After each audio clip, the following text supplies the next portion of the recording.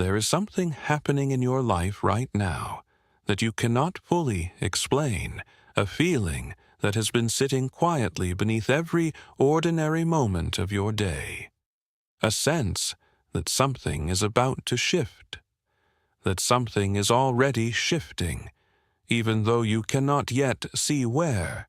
You did not find this message by accident, and before the next few minutes are over, you will understand why, because what Carl Jung discovered over a lifetime of studying the human mind is this: the people who are closest to receiving everything they have been quietly hoping for are almost never the ones who are reaching the hardest. They are the ones who finally become still enough to listen. You are here. You are listening, and that is not a small thing. There is a particular kind of exhaustion that does not come from working too hard.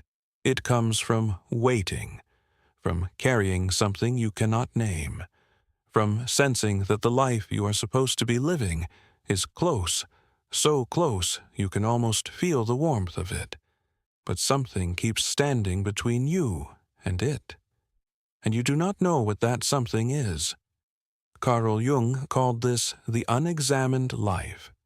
Not a life without effort, not a life without goodness or genuine love or sincere trying, but a life in which the most powerful forces operating on the person remain hidden in the dark, directing everything from a place the conscious mind never thinks to look.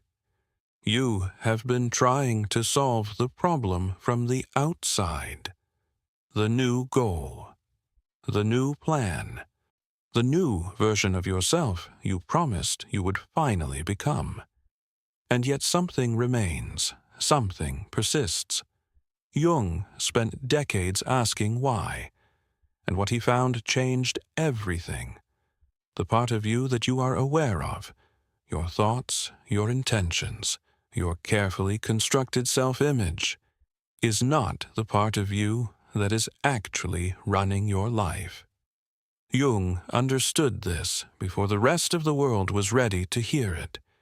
He called it the unconscious, the vast, dark interior architecture of the psyche that carries everything you have ever felt but not processed, everything you have ever wanted but been afraid to name, everything you have ever been told you are not allowed to be.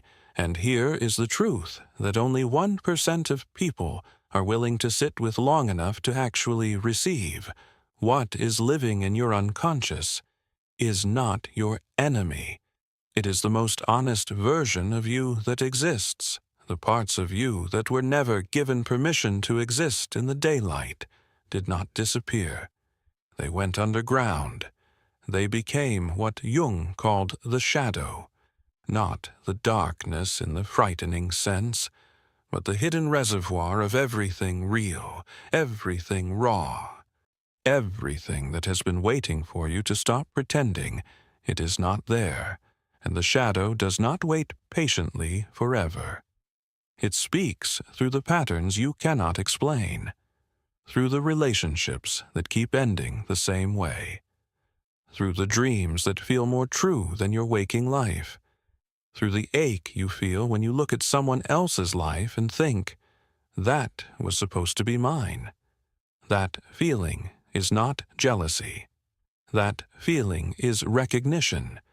Your unconscious is showing you what it already knows you are capable of. There is something even deeper happening. Most people who feel stuck are not stuck because they lack ability. They are not stuck because the world has conspired against them. They are not stuck because they are somehow less than everyone else who appears to be moving forward without effort. They are stuck because two forces inside them are pulling in opposite directions with equal strength. One force is the self you have always been told to be: practical, safe, invisible enough not to attract criticism, contained enough not to frighten the people around you with the full size of what you actually want. The other force is the self you actually are, the one with the terrifying appetite for something genuine, for a life that actually fits, for love that does not require you to perform something smaller than what you truly are. These two forces have been at war inside you for longer than you realize, and the war is exhausting. Jung called this the tension of opposites, the unbearable internal pressure created when the conscious mind refuses to acknowledge what the unconscious already knows. When the self you perform to survive and the self you actually are become so disconnected that the gap between them begins to feel like grief, you have been grieving something, not a person, not a loss you could point to and name at a funeral. You have been grieving the life that the unexamined version of you has been preventing you from living. Jung wrote something that most people hear as a philosophical observation, but that is actually a precise psychological warning. Until you make the unconscious conscious, it will direct your life, and you will call it fate. Read that again slowly. Whatever you are experiencing right now that feels like fate, the patterns that repeat, the connections that almost happen, the opportunities that arrive and then dissolve, the love that gets so close and then quietly disappears. None of that is fate in the way we usually use the word. None of it is random. All of it is the unconscious running a program you have not yet decided to examine. And here is what that means for you specifically. Right now, in this moment, you have more power over what is happening in your life than you have been allowing yourself to believe. Not because you need to try harder, not because you need to discipline yourself into a better version of yourself through sheer force of will, but because the source of the pattern is inside you, and what is inside you can be changed. What is inside you is already changing, because you are here, listening, willing to look. There is a phenomenon that Jung documented meticulously across his entire career that the scientific world spent decades dismissing, and that many people experience privately without having language for it. He called it synchronicity, the experience of two events, one internal, one external, coinciding in a way that cannot be explained by ordinary logic. The thought that arrives at the exact moment the phone rings, the book that falls open to the exact page you needed to read, the stranger who says the exact words you had been hearing in your mind for weeks. Most people call this coincidence and move on. But Jung understood that the boundary between the interior world and the exterior world is far more permeable than the rational mind wants to admit. When something shifts inside you, genuinely shifts, not just conceptually, but at the level of what you believe about yourself, about what you deserve, about what is actually possible for your life, the external world responds. Not metaphorically, not as a pleasant story to tell yourself, as a real, demonstrable, pattern-altering shift in what begins appearing in your life, the right people, the unexpected openings. The moment where something you had given up on quietly returns. This is not magic. This is what Jung called the transcendent function, the capacity of the psyche, when its internal opposites are finally acknowledged and integrated, to generate a completely new orientation toward reality that the previous version of you could not have accessed. You cannot think your way to this. You can only become honest enough to arrive there. There are people in your life, or people who have passed through your life, who confused and disturbed and illuminated you in ways that no one else could. Not because they were the right person or the wrong person in any simple sense, but because they were a mirror. They arrived carrying something that corresponded precisely to something unresolved inside you, something you had not yet been willing to look at directly, something the unconscious had been holding in the dark, waiting for exactly the right trigger to bring it to the surface. Jung called these figures carriers of the anima or the animus, the interior feminine and masculine forces that live in the unconscious of every person, projected outward onto the people who most activate us. When someone makes you feel things that seem disproportionate to the situation, when an almost stranger unsettles you more than a longtime friend, when a loss feels bigger than logic can justify, when a connection feels ancient, even though it is brand new, that is not irrationality. That is the unconscious, trying to show you something about yourself that you have not yet been willing to see. Every relationship that has awakened something in you was doing exactly what it was supposed to do, even the ones that ended. Especially the ones that ended, because the awakening was never about the other person. It was always about the version of you that relationship was designed to call forward. Here is something that the world will rarely tell you, because the world is largely uncomfortable with the pace at which real change actually moves. The most significant transformation of your life will not look like transformation while it is happening. It will look like confusion. It will look like the strange period where the person you used to be no longer fits, and the person you are becoming has not yet fully arrived. It will look like the relationships that no longer feel natural, and the ambitions that no longer feel compelling, and the long hours of inexplicable stillness where something inside you seems to be reorganizing itself below the level of your conscious perception. Jung called this individuation, the sacred and irreversible process through which a human being separates from the collective mask and moves toward the genuine self that was always waiting beneath every role and every performance and every version of themselves constructed to belong. Individuation is not comfortable. It is not meant to be, because you cannot become who you actually are without first releasing who you have been pretending to be. And the releasing often feels like loss before it reveals itself as liberation. If you are in the uncomfortable middle place right now, the place where the old version of your life no longer fits and the new one is not yet fully visible, I need you to understand something with your whole chest. That discomfort is not evidence that something has gone wrong. That discomfort is evidence that something is going profoundly right. You are not falling apart. You are reorganizing.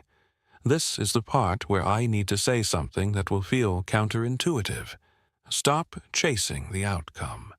Whatever it is you have been reaching for, the relationship, the recognition, the feeling of finally arriving somewhere that feels like home. Stop reaching for it with that particular quality of desperation that has the energy of someone who does not believe they will actually receive it. Oh, because Jung understood something fundamental about the psychology of desire. The intensity with which we pursue something is almost always inversely proportional to the degree to which we believe we actually deserve it. We chase what we secretly believe will not stay. We clutch what we are afraid of losing. We perform what we do not trust will be loved if it is simply allowed to exist.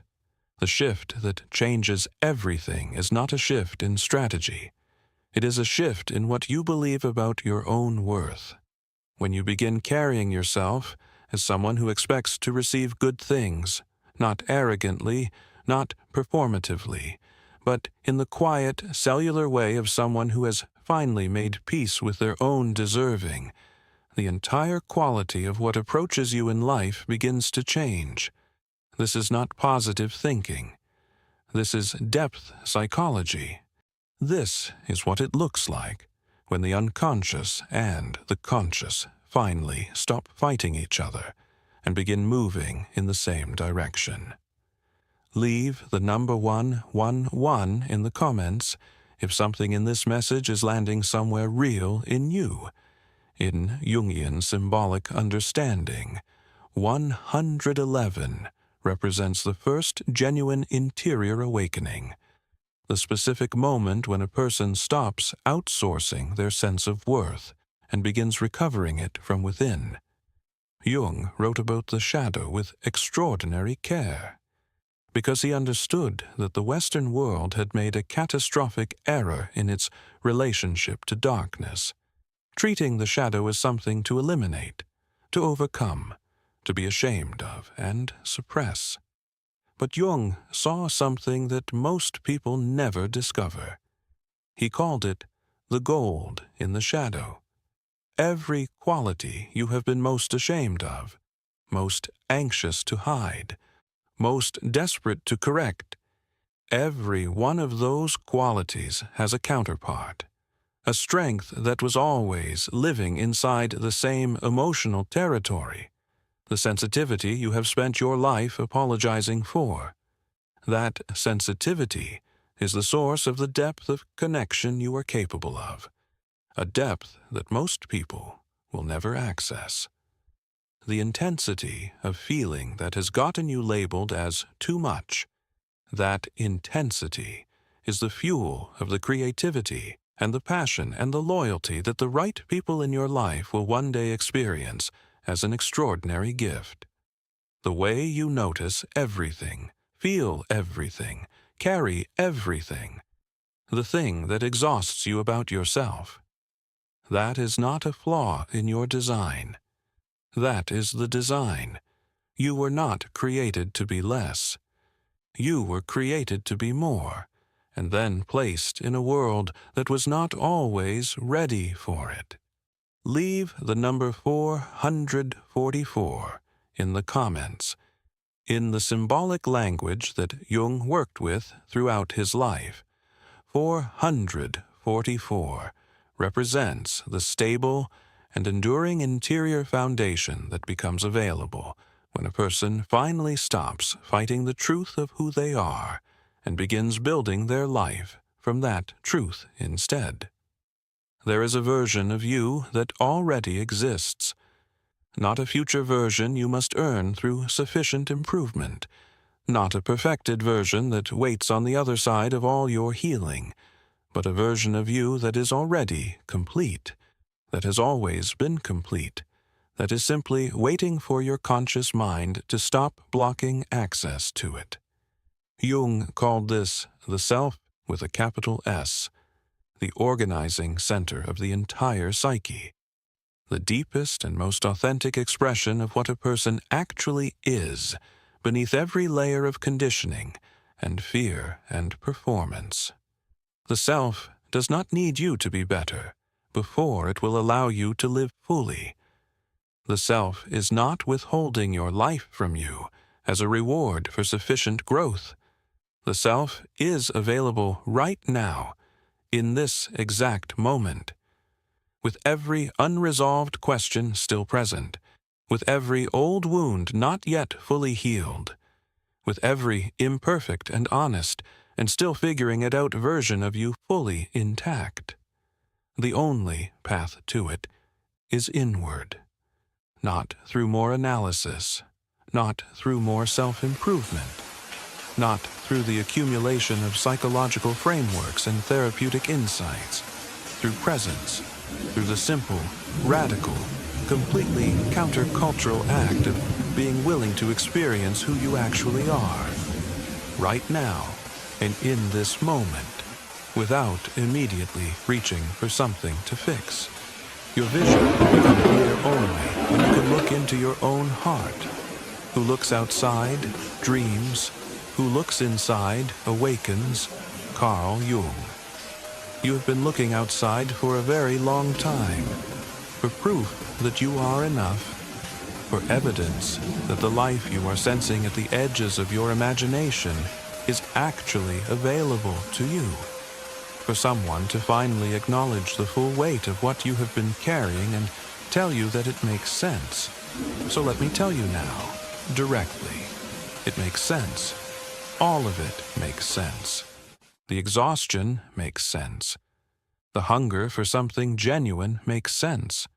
The relationships that almost worked and didn't. The versions of yourself you tried on and couldn't sustain.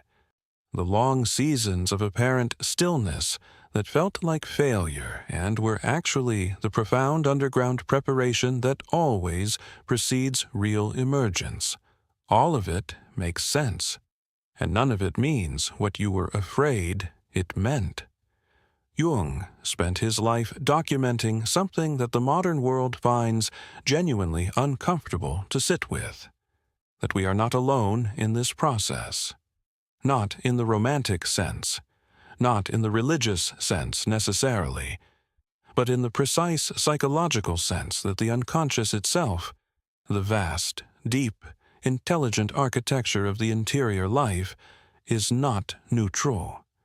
It is not simply a repository of suppressed material waiting to cause problems. It is an organizing intelligence. It is what Jung called the transcendent function, the capacity of the psyche, when given genuine attention, to generate answers and directions and possibilities that the conscious mind could not have arrived at through ordinary reasoning.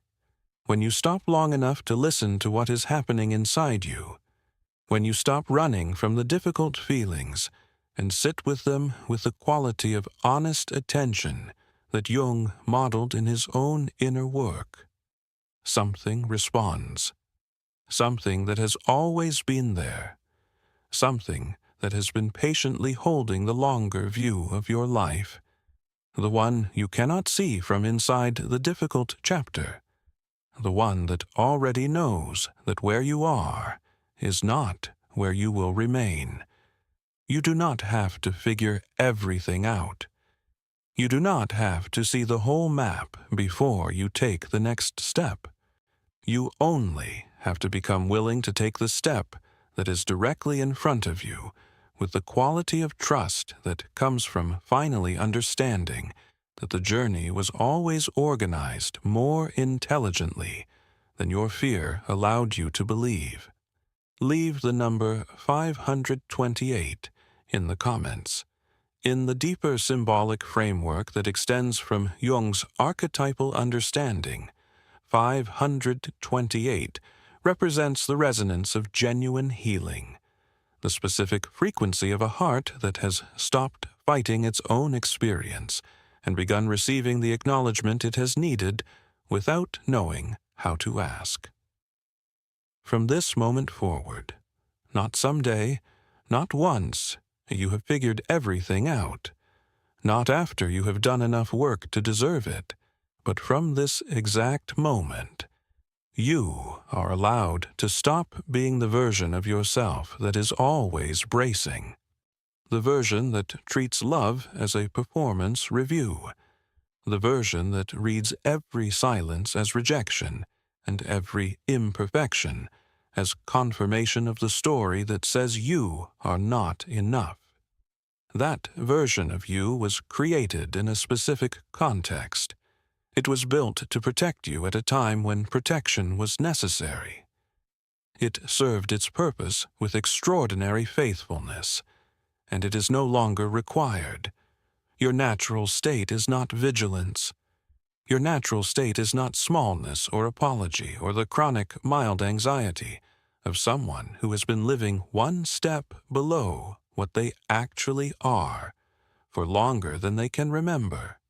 Your natural state is the expanded, open, genuinely alive experience of someone who knows, not theoretically, not as a concept, but as a lived reality, that they belong here, that their feelings are real data, not inconveniences, that their dreams are not delusions, but directions, that the things that have always moved them most deeply are not accidents of temperament, but the most precise indicators available of who they actually are and what they are here to do.